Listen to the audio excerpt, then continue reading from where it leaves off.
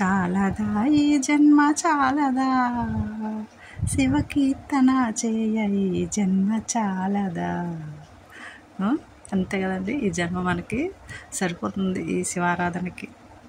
నమస్తే ఫ్రెండ్స్, మనం ఎంత చేసినా శివయ్యకి చెయ్యాలని అనిపిస్తుందండి ఆయన పూజ. అయితే ఈ కార్తీక మాసంలో ప్రతిరోజు ఒక పుణ్యమైన రోజే. అలాగే అతి ముఖ్యమైన ఆదివారము అంటే శివనక్షత్రము ఉన్న రోజు రావడం చాలా విశేషమండి. ఆదివారము సాక్షాత్తు నారాయణ స్వరూపం. ఇలాంటి ఆదివారము 9వ తేదీన ఆరుద్ర నక్షత్రము పంచమి తిథి. ఇది జ్ఞాన స్వరూపం ఇచ్చే తిథి అండి. అంటే మనకి జ్ఞానాన్ని ఇచ్చే ఈ తిథి రోజు చక్కగా దీపారాధన పూజ చేసుకోవాలి కదండి. అందుకే తొందరగా వీడియో చేసి అప్లోడ్ చేస్తున్నాను. చూసిన వాళ్ళంతా చక్కగా చేసుకోండి, ఎంతో సులువుగా ఈ పూజా విధానం. అంతేకాదండి, అంత భక్తితోనే మనం కూడా దీపారాధన చేసుకుంటున్నాం కదా. మరి అంటే ఏంటి ఆదివారం చేయవలసిన పూజను అంటే, ప్రొద్దుటే మనం ఇప్పుడులాగే బ్రహ్మముహూర్తంలో లేచి కాలకృత్యాలు తీర్చుకొని శుచిగా స్నానం ఆచరించి సూర్యోదయానికి ముందే దీపారాధన చేసుకోవాలండి. అలాగే తులసి చెట్టుకి నీళ్లు పోసి దీపారాధన చేయాలి. సూర్య నమస్కారం కూడా చేసుకోవాలండి. సూర్యాష్టకము 6 సార్లు పారాయణం చేస్తే చాలా మంచిదని స్వామి చెప్తున్నారు. పరమేశ్వరునికి పూజ చేయాలి. పిల్లలకి విద్యాపరమైన సమస్యలు కానీ ఉన్నవారైనా ఈశ్వరునికి ఆవు నేతితో దీపారాధన చేయాలండి. వివాహం కాలేని వారు, బాధపడేవారు పటికి బెల్లము పొడిగా చేసి నీటిలో ఆ పొడిని వేసి ఆ నీటితో ఈశ్వరునికి అభిషేకం చేయాలండి.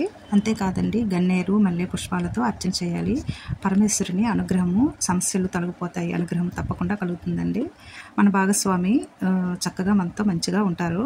ఉద్యోగ సమస్య ఉన్నవారైతే మాత్రం చెరుకు రసములతో ఈశ్వరునికి అభిషేకం జరిపించుకోవాలి. అలాగే తెల్లని జిల్లేడు పుష్పాలతో అర్చన చేయాలండి. ముఖ్యంగా మనకు కావాల్సింది ఏంటంటే ఆరోగ్యం, ఆయుష్ కదా. ఆయుష్ కోరుకునే మనం ఆవు పాలు, తేనె, నెయ్యి వీటితో అభిషేకం జరిపించుకోవాలండి. ఇంకా ఎర్ర జిల్లేడు పుష్పాలు ఉంటాయంట, అర్చన చేసుకుంటే తప్పక శివయ్య ఆరోగ్య ఆయుష్ని ప్రసాదిస్తారండి. అలాగే దాంపత్య సమస్య ఉన్నవారు ఉంటారు కదండి, వాళ్ళు మామిడి రసంతో అభిషేకం జరిపించి మల్లెపూలతో అర్చన చేసుకుంటే మంచిదండి. సంతానం లేక బాధపడేవారు జామరసము అలాగే దానిమ్మ రసంతోనైనా ఈశ్వరుడికి అభిషేకం జరిపించాలి. బీజ ఫలములు ఉంటాయి కదండి, నైవేద్యంగా పెట్టి దానిని దంపతులు తినాలంటండి. తప్పక సంతాన ప్రాప్తి కలుగుతుందంట. స్వామి చెప్పగా నేను మీకు తెలియజేస్తున్నాను. మానవులకు సకల కోరికలు నెరవేరడానికి పంచామృత అభిషేకం చేస్తాం కదండి. అలా చక్కగా అన్ని సమస్యలు, ఏ సమస్య అయినా సరే పంచామృతాలతో అభిషేకం చేస్తే చాలా మంచిదండి. ఇదండి, ఎంతో సులువుగా స్వామినిలాగా అన్ని సమస్యలు ఉన్నవారు ఆరాధన చేసుకోండి. తప్పక ప్రతిఫలము కలుగుతుందండి. నమ్మాలి కదండి, మనం స్వామిని ఆరాధన చేస్తున్నామంటే నమ్మాలి. అయితే ఇక్కడ ఏంటంటే నేను చూపిస్తున్నానండి, మొన్న పౌర్ణమి రోజు ఎలా దీపారాధన చేసుకోవాలి, ఏంటి, ఏ ముగ్గులు పెట్టుకొని చేయాలని స్వామి చెప్పగా నేను వీడియో చేశాను కదండి. అలాగే దీపారాధన చేస్తున్నాను, మీరు కూడా చూడండి. మనం చెప్పడమే కాదండి, పాటించి తీరాలి. అప్పుడు తప్పక స్వామి అనుగ్రహము వస్తుందండి. అయితే ఇంకా ఏంటంటే ఇంకొక చిన్న పరిహారం ఉందండి.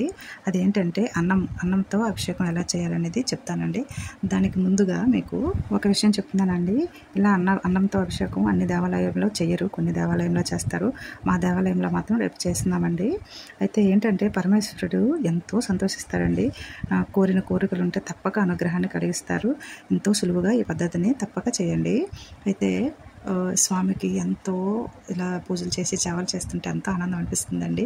ఎన్ని జన్మల పుణ్యమో మీకిన్ని సేవలు చేయగా అలా పాడాలనిపిస్తుంది. పాటలు రావండి నాకు, సంగీతం నేర్చుకోవాలండి, చాలా ఇంట్రెస్ట్గా ఉంది. కానీ చూడాలి స్వామి అనుగ్రహం ఎలా ఉంటుందో. ఈ ఏజ్లో ఏంటి అంటారా, మన సరస్వతి కటాక్షానికి ఏ ఏజ్లోనైనా నేర్చుకోవచ్చండి కదండి. అయితే నువ్వు ఇలాగా దీపారాధన చేసుకొని చక్కగా హారతి ఇచ్చి చేస్తుంటే దేవాలయంలోకి వెళ్ళి ఎంత ఆనందం అనిపిస్తుందో. మన ఇంట్లో ఎంత చిన్న దేవుడి మందిరమైనా, ఎంత చిన్నదైనా సరే చక్కగా దీపారాధన చేసుకొని ఇలా హారతి ఇచ్చుకుంటే ఆనందం వేరండి, ఎంతైనా తనివి తీరదు కదండి. మనకి స్వామి ఏంటంటున్నారంటే పితృశాపాలని, అలాగే గురుశాపమని, దైవశాపమని, సర్పశాపమని, ఇలా చాలా శాపాలు అంటూ కొన్ని ఉంటాయటండి. మన గ్రహాలు ఉంటాయి కదండి, ఆ గ్రహాలు మనకి ఎలాంటి దోషాలున్నా ఇలా మనం దీపారాధన చేసి ఇలా పూజ చేసుకుంటే మనకి మనసు తృప్తిగా ఉంటుందండి. పరిష్కారం అదే అయిపోతుందండి, సమస్యలు పరిష్కారం తప్పక అవుతాయి. అయితే ఏంటంటే మనకు అదే రోజు ఆదివారం సాయంత్రం అంటే 9వ తేదీనండి, ప్రదోష కాలంలో ఆరుద్ర నక్షత్రం ఉన్నందున అన్నాభిషేకానికి చాలా మంచిది అంటున్నారండి. అన్నాభిషేకం అంటే ఏం చేయాలి చేయాలంటే మనం కుక్కర్లో కూడా వండకూడదంట. గంజి ఒరుస్తాం కదండి, గంజి ఒరిచి అన్నం ఉంటుంది కదా, ఆ అన్నాన్ని తెల్లని కొత్త బట్ట పైన వేసి కొంచెం వేడి తగ్గాక ఈశ్వరునికి శివనామస్మరణ చేస్తూ అభిషేకం చేయాలండి అన్నంతో. చాలా మంచిదంట. లింగానికి పూర్తిగా అన్నము అద్దేయాలండి. ఆ అన్నాన్ని అందరము మళ్ళీ నైవేద్యంగా పంచుకొని చక్కగా మనం స్వీకరించవచ్చు. అందరము తినాలండి. ఇలా చేస్తే పరమేశ్వరుడు ఎంతో సంతోషిస్తారంటండి. మనకి ఏమైనా కోరికలు ఉంటే తప్పకుండా ఆ కోరికలు తీరుస్తారంట స్వామి. ఎంతో సులువైన పరిహారం కదండి. చక్కగా చేద్దాము ఇలాగా. ఫ్రెండ్స్ తప్పక చేయండి, స్వామి అనుగ్రహం తప్పక ఉంటుంది. ఇక్కడ దీపారాధన తులసి దగ్గర ఎన్ని దీపాలు వెలిగించినా ఆనందమే వేరండి. ఆ దీపారాధన చేసుకుంటున్నాము మా పాప నేను, స్వామి కరుణాకటాక్షాలతో. అంటే మహావిష్ణువు వైకుంఠంలో పరమేశ్వరుని కైలాసంలో నివసిస్తారని చెప్తారు కదండి. కాదండి, మనం ఎక్కడ పూజలు సేవలు చేస్తామో అక్కడే ఉంటారండి స్వామి అని మనం నమ్ముతాం కదండి. ఈ స్వాములు నిజానికి వారి నివాసము భక్తుల హృదయాల్లో ఉంటుందండి. భగవంతుడు భక్త ప్రియుడిని బోధిస్తారు కదండి. భగవంతుడిని మనసా వాచ కర్మణ నమ్ముకున్న వారికి ఆపదలు ఎదుర్కొనే శక్తిని ఆయన అనుగ్రహిస్తారండి. ఇలా మనం సంసార సముద్రంలో మునిగి తేలుతూ ఉంటాం కదా. ఇలా వాంఛలకు లోబడి బాధపడే వారికి గోవింద గుణకీర్తనము గట్టు చేర్చే తెప్ప వంటిదని అంటుంటారు కదండి ఫ్రెండ్స్. అందుకు మనకి మానవ సహజం కదండి. ఎన్ని బాధలున్నా ఎన్ని సమస్యలున్నా అప్పటికి బాధపడుతూనే ఉంటాం. మరి ఇంకెప్పుడు ఇలా ఆలోచించకూడదు అనుకుంటాం. కానీ మనసు ఎలాంటిదండి, మన మనసు అయితే 2 మనసులు ఉంటాయి. ఒకడు భగవంతుడు చెప్తాడు మనకి ఒక మనసులో నుంచి, మంచిగా ఉండరా బాబు, మంచిగా ఉండమ్మా అని. కానీ ఇంకో మనసు అలా ఉండనిస్తుందండి, ఉండనివ్వదు కదండి. అందుకు ఆ మనసును కూడా తృప్తిగా ఉంచి మంచిగా మనకి జ్ఞానాన్ని ప్రసాదించమని ఇలాగ దీపారాధన మనం చేసుకుంటూ జ్ఞానాన్ని పొందుదామండి.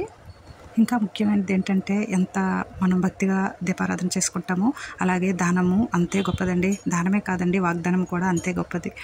మనము దానము వాగ్దానము చేసే ముందు ఆలోచించి చేస్తామండి. అయితే ఆ కీర్తికాంక్షల కోసం మాత్రం చేయకూడదు అంటారండి. దానము ఒక చేతితో ఇస్తే ఇంకో చేతికి తెలియకూడదు అంటారు. మరి దానానికి వాగ్దానానికి నిజమైన విలువ వస్తుంది. దానం చేసేటప్పుడు సంతోషంగా చేయాలి. అలాగే వాగ్దానం చేసిన తర్వాత ఎన్ని కష్టాలు వచ్చినా వాటిని ఎదురీతి నెరవేర్చుకోవాలి. ఏమంటారు ఫ్రెండ్స్? ఇక్కడ పౌర్ణమి రోజు ఏకంగా నేను నా భక్తితో చందమామని నా అరచేతిలో తీసుకుంటున్నానండి. చాలా ఆనందం అనిపించింది. మీరు ఎలా చేశారు పూజ? మంచిగా వీడియోలు చూస్తున్నారు, చాలా బాగా నాకు ఎంకరేజ్ చేస్తున్నారండి. మంచిగా ఇంకా వీడియోలు చేయాలంటే మీరు తప్పకుండా లైక్ చేయాలండి. నేను చేస్తారని ఆశిస్తున్నాను. ఇక్కడ ఏంటంటే పౌర్ణమి రోజేనండి ఇది దీపారాధన గుడిలో మేము చేసుకున్నాము. జ్వాలా తోరణం అని చేస్తారు కదా, మాకు అలా కాకుండా మన దేవాలయంలో హోమం చేస్తామండి. 1,00,000 ఒత్తులు, 1,00,000 ఒత్తులు అని అలా చేస్తుంటాము. ఇంతకుముందు కూడా నేను వీడియో అప్లోడ్ చేశాను. నేనైతే మనం అనుకున్నట్టుగా ముందు వీడియోలో చెప్పినట్టుగా 360 అంటే 720 ఒత్తులు, 2 ఒత్తులని అలా చేసి వేస్తున్నానండి హోమంలో. చాలా ఆనందం అనిపించింది. మనం ఇంట్లో ఎంత ముఖ్యంగా దీపారాధన చేసుకుంటామో దేవాలయంలో కూడా అలాగే దీపారాధన చేసుకుంటే ఆ తృప్తి, ఆనందము, స్వామి అనుగ్రహం తప్పక ఉంటుందండి. ఇక్కడ మా ఫ్రెండ్స్ అందరూ ఇలాగా వేస్తున్నామండి. వీడియో చేస్తానని ఒక ఫ్రెండ్ వీడియో తీశారండి. నాకు చాలా హ్యాపీగా అనిపించింది. ఇక్కడ ఒక ముఖ్య విషయం చెప్తున్నానండి. నేను అనే భావము మనిషిలో ఎంత బలంగా ఉంటే బాధలు కూడా అంతే భరించలేనివిగా వస్తాయండి. అది తప్పనిసరి.